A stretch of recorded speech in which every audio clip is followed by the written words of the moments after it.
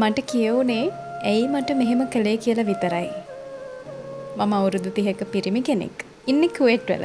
බබාලා දෙන්නෙක් ඉන්නවා. මම මෙහෙට ඇවිල්ලා මාස 2ක් යද්දී මගේ බිරිඳ වෙන සම්බන්ධයක් පටන් අරන් තිබුණා.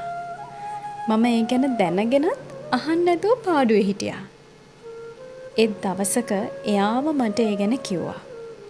කියලා එයාට ඩිවෝස් වෙන්න ඕනි කිව්වා. මගේ ළමයි දෙන්න පව්මිස්. එයා නැතුව මට ඉන්නත් බෑ. මං මොකද කරන්න කියලා මට හිතාගන්න බෑ. යන්න හදන කෙනාට යන්න දෙන්නද? යන්න හදන කෙනාට මට හිතෙන්නේ හිතාමතාම යන්න අවසර දීලා. ඒ කියන්නේ මාස 2කින් රට ආවට පස්සේ එෆෑ එකක් පටන් ගන්නවා කියලා දැනුණා නම් දැනගත්තා නම් මට තියෙන ප්‍රශ්නේ කාලයක් ඇයි අහන්න නැතුව හිටියේ. හැබැයි එකක් වෙන්න පුළුවන් ඇහුවොත් අනිවාර්යෙන් යයිද කියලා හිතේ බයක් තිබුණා වෙන්නත් පුළුවන්. කොහොම වුණත් අපිට දැන් අපි ආදරය කරන අය ළඟ තියාගන්න නම් තව කෙනෙක් එක්ක යනවා දැන එහෙම හිටියොත් එහෙම එයා ගිහින් එයා යන්නම යනවනේ. ඒ කියන්නේ ප්‍රශ්නෙට මූණ දෙන්නම වෙනවා. එයා ප්‍රශ්නේ අල්ලගෙන ඉඳලා වැඩි.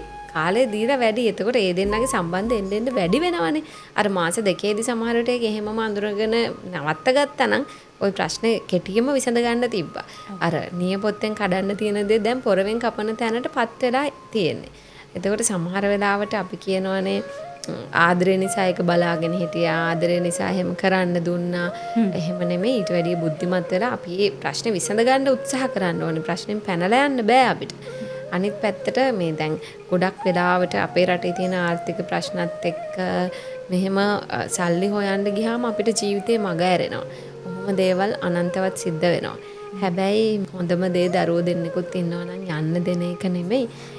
දැන් එයා යන්න හදන්නේ සමහර විට මේ එයා මහත්තයාට කරපු වැරැද්දක් නිසා මේ වැරදි කියන ෆීලිං එකත් එක්ක වෙන්න පුළුවන්.